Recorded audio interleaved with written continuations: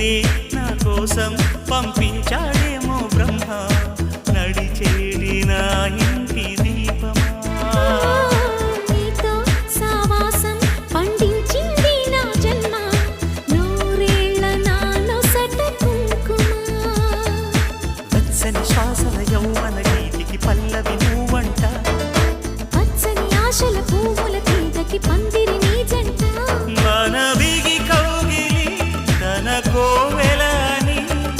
కొలువుండి పోవాలని చేరింది ప్రేమ